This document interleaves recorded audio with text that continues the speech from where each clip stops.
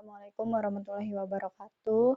Perkenalkan, nama saya Devi Sulastri dari kelas FM 17A Prodi Farmasi. Di sini saya akan mempresentasikan hasil dari jurnal yang sudah saya review yang berjudul Isolasi, Identifikasi, dan Uji Bioaktivitas Metabolis Sekunder Ekstrak N-Heksana Spons Petrosia alfiani dari Kepulauan Barang Lompok.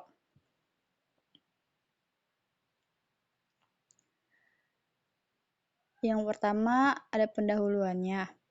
Secara geografis, Indonesia memiliki wilayah perairan yang luas sehingga tentunya mengandung kekayaan molekul organik bahan alam laut yang seharusnya dapat dijadikan sebagai objek penelitian dan pengembangan. Mengingat banyaknya manfaat yang dapat diambil dari senyawa-senyawa metabolis sekunder yang terkandung di dalamnya, terutama senyawa yang memiliki bioaktivitas tinggi. Salah satu invertebrata laut yang potensial sebagai penghasil senyawa bioaktif adalah spons. Telah diketahui beberapa sifat bioaktivitas senyawa yang terdapat dalam spons, antara lain sifat sitotoksik, antifungi, penghambat pembelahan sel, antitumor, antivirus, antiinflamasi, antimikroba, dan aktivitas penghambat enzim. Di perairan Sulawesi Selatan, 4 spesies spons telah dilaporkan, yaitu Helicondria sp, Calispongia sp, Calispongia pseudoreticulata, dan Auleta sp, yang masing-masing memiliki ekstrak senyawa bioaktif bersifat bakterisida. Kemudian di sini ada metode penelitian. Bahan-bahan yang digunakan untuk penelitian adalah serbuk spons, pelarut yang berkualitas teknik yang telah didestilasi seperti metanol, kloroform, etil asetat, dan N-heksana. Pelarut metanol dan N-heksana yang berkualitas digunakan pada proses rekristalisasi. Adsorben kolom kromatografi seperti silika zel 60 GF254, G60, 60 PF254, Kiselgel 60 F25 0,2 mikrometer, plat KLT, dan FeCl 35% sebagai penampak noda.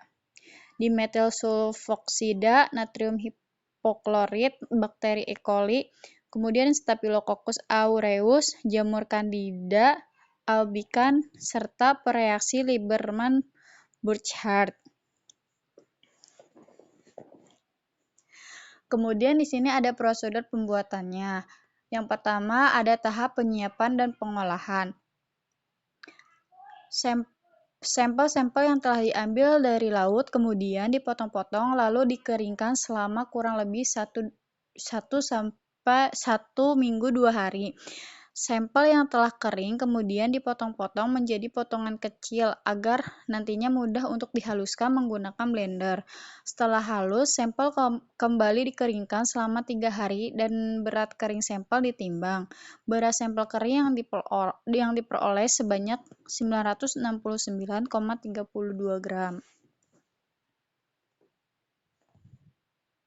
Kemudian selain tahap penyiapan dan pengolahan, di sini juga ada ekstraksi, isolasi, uji bioaktivitas antibakteri menggunakan metode difusi, kemudian ada uji bioaktivitas anti jamur menggunakan metode difusi juga, terus yang terakhir itu ada uji toksisitas.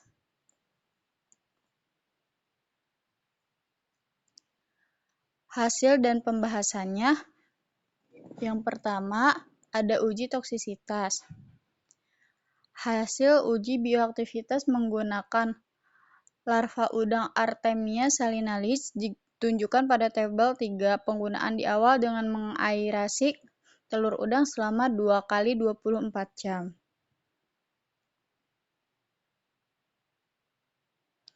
Berdasarkan data pada tabel 3, diketahui bahwa senyawa isolat berpotensi sebagai anti-sitotoksik disebabkan pada konsentrasi 5 ppm telah terjadi kematian larva udang dan peningkatan hingga 500 ppm masih mengalami peningkatan terhadap kematian larva.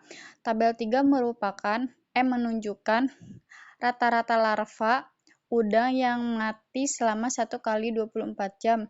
Dari data tersebut kemudian dihitung persentase kematian dengan menggunakan rumus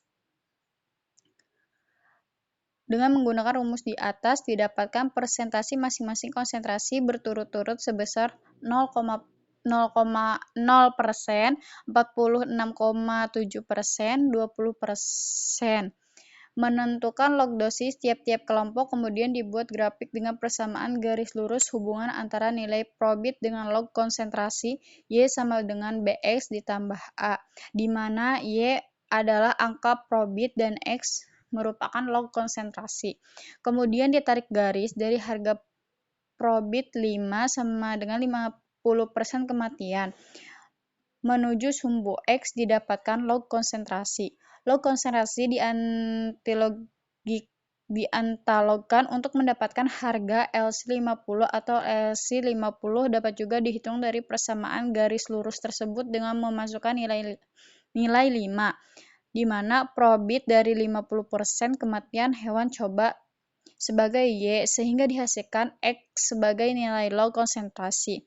LC50 dihitung dan diperoleh dari antilog nilai X tersebut. Berdasarkan pada pernyataan Mayer 1982 bahwa senyawa dikatakan toksik apabila mortalitas terhadap Artemia salinalis yang ditimbulkan memiliki LC50 kurang dari 1000 mikrogram per mililiter dan sangat toksik apabila kurang dari 30 mikrogram per 5 ml. Berdasarkan perhitungan diketahui LC50 sebesar 5,6872 mikrogram per mililiter. Kemudian di sini ada uji antibakteri dan anti jamur. Pengujian antibakteri dilakukan terhadap bakteri uji berupa E. coli dan Staphylococcus aureus, sedangkan pengujian terhadap anti jamur dilakukan terhadap bakteri albican. Campuran bakteri dan sampel dimasukkan ke dalam inkubator suhu 30 derajat Celcius selama 1 kali 24 jam. Lalu kemudian diukur daya hamba sampel terhadap bakteri. Pengukuran menggunakan jangka sorong dengan cara mengukur kedua diameter hambatan dan ditentukan rata-ratanya. Berdasarkan tabel 5 menunjukkan bahwa sampel pada konsentrasi 1000 ppm, 25 ppm, dan 10 ppm mampu menghambat pertumbuhan bakteri E. coli, namun tidak sebesar diameter zona hambat kontrol positif 21,6 mm. Dan konsentrasi 50 ppm tidak mampu menghambat pertumbuhan bakteri E. coli.